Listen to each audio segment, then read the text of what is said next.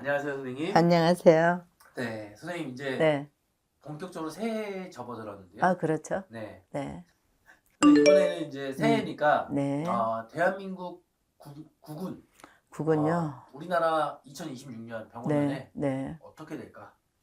그래도 한국의 국은은요, 그나마 지금 뭐 이란 전쟁이 터졌네, 트럼프가 터졌네, 뭐가 터졌네 해도 그래도 현재까지는 이재명 대통령이 주로 봤을 때는 서민을 많이 살리는 정책을 많이 써요. 보니까 대통령이 하나하나 정무 국무회의 때 이렇게 지적을 해서 하는 거 보면은 대부분 이제 우리 국민들이 살아가는 생활에 있어서 그런 것도 불편함을 많이 없애고, 또 특히 대통령께서 경기도지사 하실 때 그 개천에 많은 그 유흥업소도 많았었잖아요. 오리백숙 이런 사람들 그거 다 깔끔하게 이제 경기도가 정리하신 게 이재명 대통령이 하셨던 사업이에요.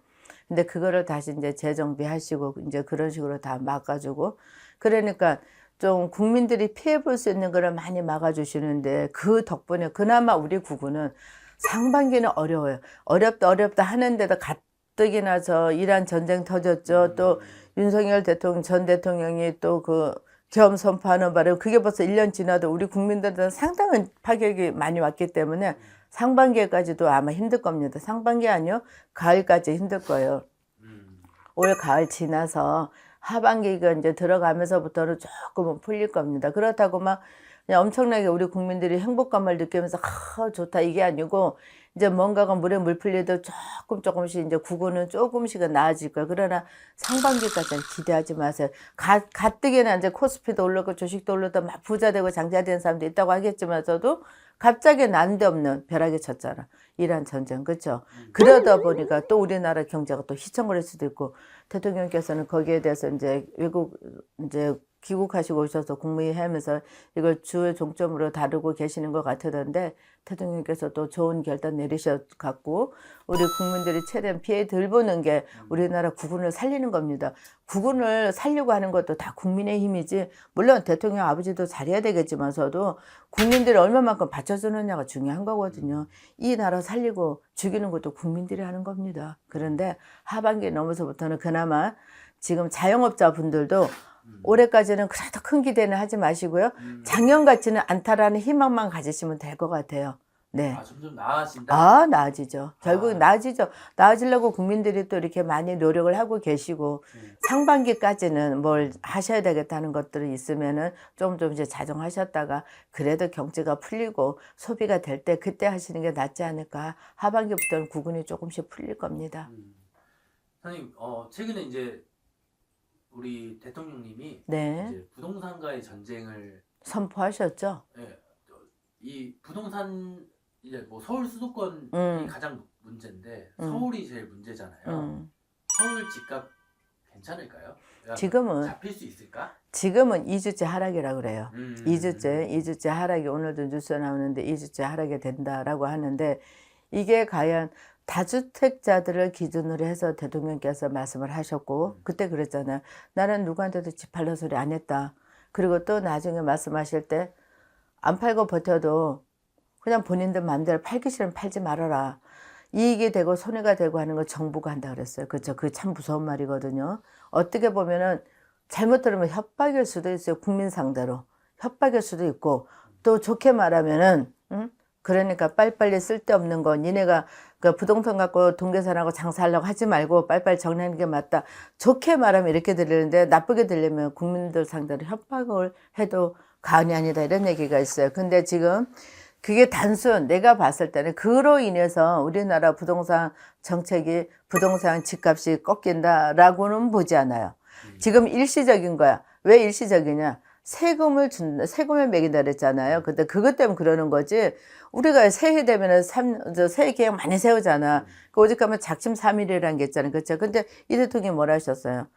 못할 것 같으냐고 한번 두고 보시라고, 이런 식으로 협박식으로 좀 많이 얘기를 하시는데, 국민들이 들으는 협박이에요. 대통령께서는 지금 혹시나라도 어느 분이 보시고 뭐 그런 말씀을 전언을 주실지는 모르겠습니다. 그런데 대통령께서는 국민을 살리자고 좋게 말씀을 하셨다고 하지만 듣는 우리로서는 약간의 협박에 가까운 목소리가 될 수도 있거든요. 대통령의 말씀이. 그렇잖아요. 우리나라를 좌지우지하는 게 대통령의 말씀인데 그 말씀이 강할 때는 협박일 가능성이 굉장히 높아 보일 때도 있었어요. 분명히 있습니다. 저는 뭐 욕을 먹어도 할 말은 합니다. 그렇지만 요것도 길게 가지는 않는다. 이로 인해서 부동산이 잡힌다고 생각하는 거는 조금 잘못된 생각이 아닐까. 분명히 100% 잡힌다고 저는 장담 안 하겠습니다. 네, 그리고 이제 대통령님께서 네.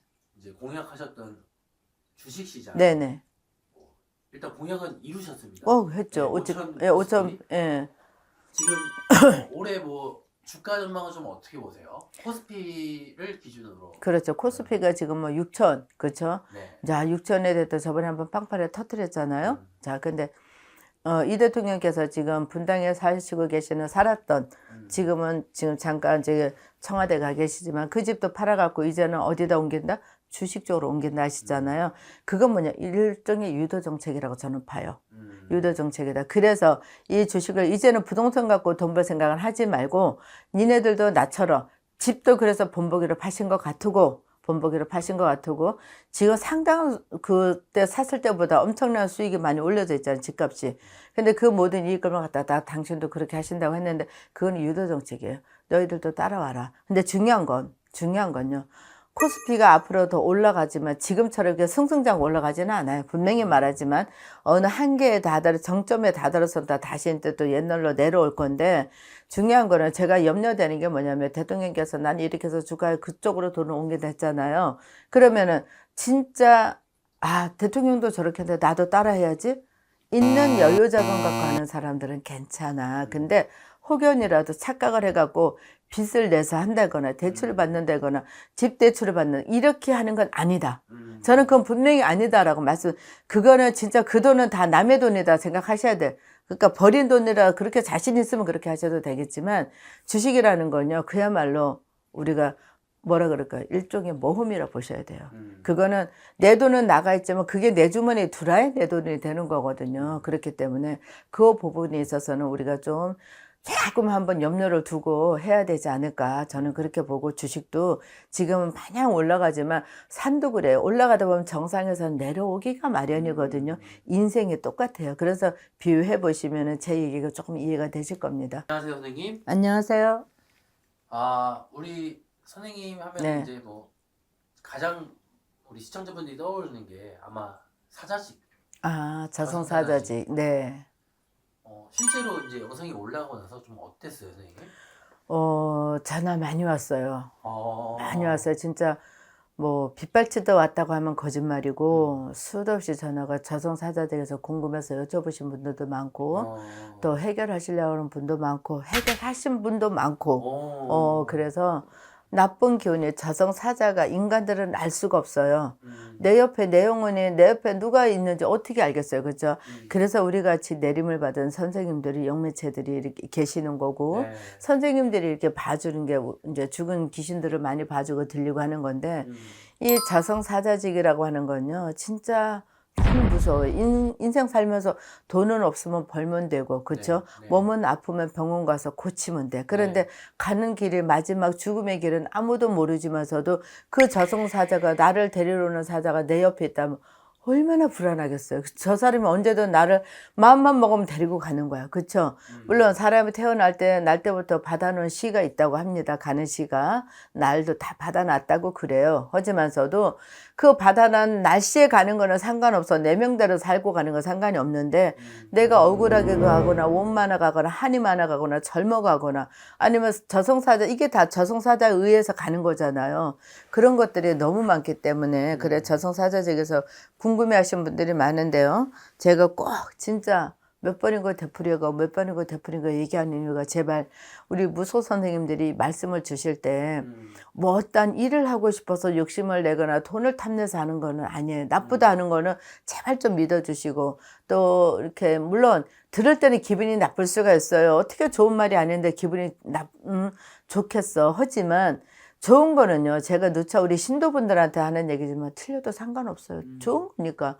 하지만 틀린 건 제발 좀, 나쁜 건 제발 좀 들어달라. 나쁜 건 제발 좀 귀담아 들어주시고 마음속에 새겼다 꼭 해결해야 된다. 그게 뭐냐, 인생에서 살아가는 게 이 세상에서 머물러서 이 생에 사는 게 중요하지 저승 가는 게 뭐가 그렇게 급하다고. 그쵸? 저승 가는 게 뭐가 좋겠어요. 그래서 이 생에서 더 머물러 달라고 힘든 게 바로 그 제칠 수 있는 게 저승 사자직인데, 그 얘기를 하면 너무나 이상하게 생각하시는 분들 가끔은 계신데 마음을 비우시고 제가 드리는 날 한번 제가 호명을 해볼게요. 네. 자, 73세입니다. 73세가 몇 살이냐? 갑오생이에요. 갑오생 말띠. 네. 말띠가 우리의 저승사자입니다. 근데 저는 우리 신도분 말씀드릴게요. 전 남의 신도 얘기 안 합니다. 우리 신도분이 이제 저를 믿고 지금 몇 년째 계속 다니시고 계신 그 언니가 저승사자직을 말씀드리니까 그 자리에서 하신다고 하셨어요. 제가 그분이 늘 해마다 이렇게 정처 때마다 큰일을 하시는 분이라 제가 진짜 항상 감사하고 존경하는 분인데, 그분이 이제 올해가 사자직에 들어왔어요. 그래서 그분이 제가 어렵게 말씀을 드렸더니 이 자리에 앉아 흥해 주셔서, 그래서 그분이 올해 첫 해로다가 제가 저승사자직을 작독수로 풀어드렸어요. 그런데 이렇게 긍정적으로 받아들이면 제자도 신나고 힘이 나고 어떻게든 더 도와드리고 싶어요. 그 개사생 갑오생 말띠가 올해는 그렇습니다. 그러니 저승사자직이니까 꼭 풀어가세요. 살 만큼 살았다 소리하지 마시고 100세 인생이에요. 73세면 이제 중년에 들어가서 이제 그야말로 노후 즐길 수 있는 나이거든요. 그러니 73세 갑오생 말띠, 그 다음 개묘생 토끼띠들 64살, 아주 중추적인 역할을 할 수 있는 나이입니다. 사회에서는 뭐 정년퇴직이죠. 요즘 정년이 너무 빨라요. 아마 이재명 대통령도 정년 좀 늘리는 제도 한번 해줬으면 국민들한테 아마 엄청난 호응을 받을 거야. 이거는 진짜 무속인으로서 말하지만 이것도 어쩌면 정치인들이 만약 이걸 한번 못하면 이것도 대통령한테 말씀드릴 수 있는 팁이라고요. 이재명 대통령한테 건의하셔갖고, 아직은 60은 너무 젊으니까 대통령님 이거 한번 연장 또 한번 정년퇴 연장하면 어떨까요? 아마 국민들이 아주 이재명 대통령 최고라고 엄지척 할 겁니다. 이건 진짜 정치적으로 팁입니다. 그렇죠? 그렇게 될 수 있어요. 근데 64세 정년퇴직가 아직도 젊어. 너무 젊은데 많은 고생을 하고 이제 1년 모든 인생을 다 정리하고 퇴직을 했으니까 있다 보면 몸이 여기 아프다 저기 아프다 공건히 이제 몸이 아파옵니다. 그렇죠? 그런데 이분들이 64살 개묘생 토끼띠들이 사자직인데, 이 사람들은요, 제발 저도 이 나이 때 있는 분들이 진짜 그렇게 돼서 가시는 분들 많이 봤거든요. 그러니 개묘생 토끼띠들 꼭 반드시 사자직 제쳐냈으면 좋겠어요. 그 다음에 두 띠만 더 시간 괜찮을까요? 예. 그 다음에 신우생 닭띠하고요, 46살. 그 다음에 55살 임자생 쥐띠. 요 분들은 아주 허리에 중추적인 나이예요. 46, 55이면 얼마나 할 일이 태산입니까? 네. 그요. 이제 장성한 아이들 대학도 갈 수 있고, 진짜 빠르면 결혼시킬 나이도 될 수 있고, 아니면 46이면 이제 애들이 어지간하면 대학도 들어갈 수 있고, 진짜 아빠로서, 엄마로서 역할이 큰 나이인데, 이분들이 사자직이에요. 그래서 이분들은 또 너무 바쁘게 사시다 보니까 제 영상을 못 볼 수도 있는데, 혹시나 주변에서 누구라도 보신다고 하면 이런 분들이 계시면요, 우회당은 어떻게 됐다 살아가는 게 중요한 거야. 내가 돈도 중요하고 내 가족도 중요하지만 내가 존재가 해야만이 내 가족이 있는 거거든요. 그래서 46살 우리 신유생 닭띠, 그 다음에 55 인자생 쥐띠 꼭 저승사자직 풀고 가세요. 그래야만 됩니다. 아시겠죠? 내가 저승사자직인지 네. 띠로 호명이 되지 않았어도 네. 좀 내가 저승사자직인가? 라고 불안해하실 수 있는 분들이 있잖아요. 네네, 계시죠. 네. 그거를 알 수 있는 방법이 있을까요? 있죠. 근데 죄송하지만 일반인들은 모르세요. 우리가 무속 선생님들도 아시는 분이 그렇게 뭐 많지는 않겠지만서도 내가 저승사자직인지 아닌지를 저하고 통화하면 전 금방 알아요. 그분 생년월일만 갖고서도 그야말로 생년월일 필요 없이 띠만 갖고서도 이 사람이 사자직이다 아니다 금방 제가 알 수 있어요. 뭐 저희 법당에 오시면 더 금방 알 수 있죠. 바로 이제 어떻게 제가 다 알아들을 수 있겠는데, 대부분 또 멀리 지역에 계신 분들은 전화로 다 많이 보거든요. 전화 점사 보실 때도 제가 전화 한 방이면 그 사람이 저승사자직이가 아니고 금방 분별이 돼요. 또 분별이 되는데, 이번에 그런 게 있었어. 저번에 영상을 찍을 때 우리 대표님이 좋은 의도에서 네. 선생님 저승사자직 무료 점수 한번 시작해 볼까요? 해서 저도 뭐 워낙에 베풀기를 좋아하는 사람이다 보니까 네. 아 좋다고 했습니다. 좋다고 했는데 전화가 왔어요. 전화가 오는 건 전화가 오는데 어떻게 왔냐?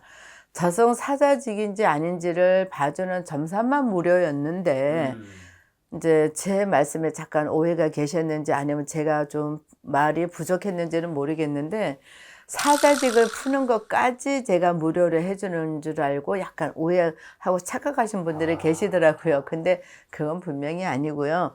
점사를 제가 사자직일까요? 아닐까요? 그것만 제가 무료로 봐드리고 사자직을 푸는 거는 그분한테 효용을 주기 위해서는 반드시 금전이 출연이 돼야 돼요. 많든 적든 간에 금전을 받아서 그에 대한 필요한 부합적인 것을 해야 되기 때문에 지금도 마찬가지입니다. 사자직에 대해서 물어보는 건 제가 봐드릴 수 있지만 사자직에 들어와서 아 당신은 사자직입니다 해서 포로할 때 들어가는 금전은 무료가 아니에요.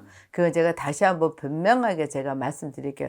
사자직에 대해서 확인 여부는 제가 봐드릴 수가 있지만 그 외 것은 아니다. 네, 제가 이렇게 설명드릴게요.